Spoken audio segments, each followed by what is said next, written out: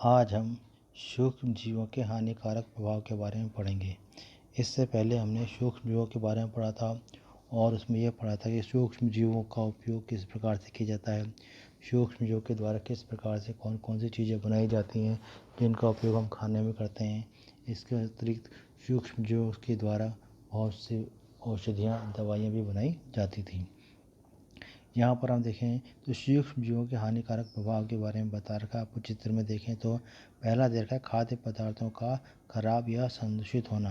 यानी सूक्ष्म जीव करते क्या, इन खाद्य पदार्थ जैसे हमारी खाने की चीज़ें होती हैं उनको ख़राब कर देते हैं। जैसे रोटी बुझ जाती है या चावल ख़राब हो जाते हैं, या ब्रेड पे भी आपने देखा होगा कि छोटे छोटे काले काले धब्बे, हरे हरे धब्बे पड़ जाते हैं, तो उससे वो संदूषित हो जाता है, ख़राब हो जाता है। दूसरा दे रखा है मानव और अन्य जंतुओं में बीमारी उत्पन्न करते हैं। अर्थात ये सूक्ष्म जीव कई प्रकार से स्वयं भी और कई प्रकार के सूक्ष्म जीवों को वाहक के रूप में जीवों पर पहुंचाकर रोगाणु को शरीर में प्रवेश कराकर उन पर रोग उत्पन्न करता था, बीमारी उत्पन्न करता है। जैसे मलेरिया जो मच्छर के काटने से होता है, टीबी, टाइफाइड आदि कई बीमारियां हैं जो सूक्ष्म जीवों के कारण होती हैं।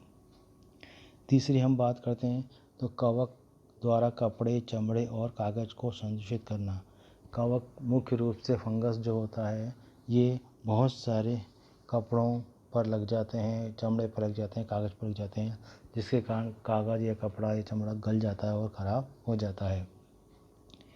चौथी की बात करें, पौधों में बीमारी उत्पन्न करते हैं। जिस प्रकार से ये मानव और अन्य जंतुओं में बीमारी उत्पन्न करते हैं, उस प्रकार पौधों में भी ये बीमारियों को उत्पन्न करते हैं। जैसे नींबू में कैंकर रोग, गेहूं का रस्ट रोग आदि ऐसे कई रोग हैं जो पौधों में होते हैं। और पांचवा, जलाशयों का विनाश। जलाशयों का विनाश मुख्य रूप से शैवाल जो सूक्ष्म जीव होता है उसके द्वारा होता है। आपने देखा होगा कि कई जलाशयों में बहुत सारी काई बन जाती है। काई उस पूरे पानी को ढक लेती है, जिसके कारण उस जलाशय के अंदर ऑक्सीजन की कमी हो जाती है और उसमें रहने वाले जीव मर जाते हैं। इसलिए उन जलाशयों का विनाश हो जाता है। यहाँ पर देखें तो आपको यहाँ देख रखा है, अब तक हमने उपयोगी सूक्ष्म जीवों और उनके औषधीय एवं अन्य उपयोग के बारे में जाना। इनके अलावा कुछ सूक्ष्म जीव हमारे लिए अनेक प्रकार से बहुत हानिकारक भी होते हैं, जैसा कि ऊपर दर्शाया गया है। कुछ सूक्ष्म जीव मनुष्य, जंतुओं और पौधों में संचरणीय रोग उत्पन्न करते हैं।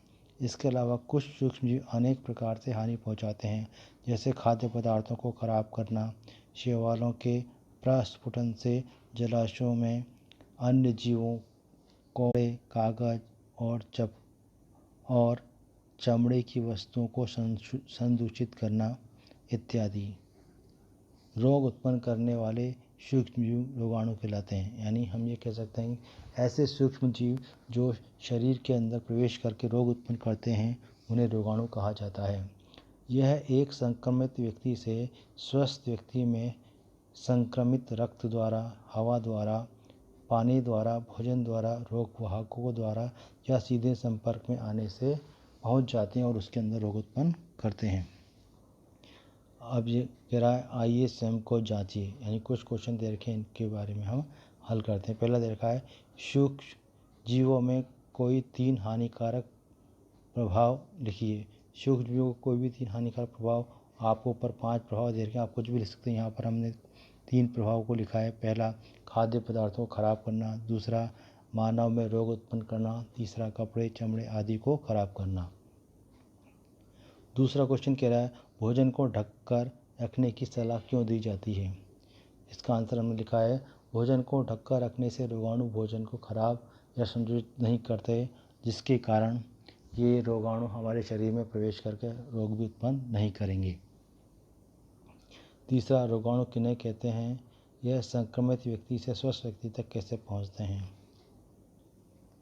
तो आंसर 3 इसका लिखा हुआ है रोग उत्पन्न करने वाले सूक्ष्म जीवों को रोगाणु कहा जाता है।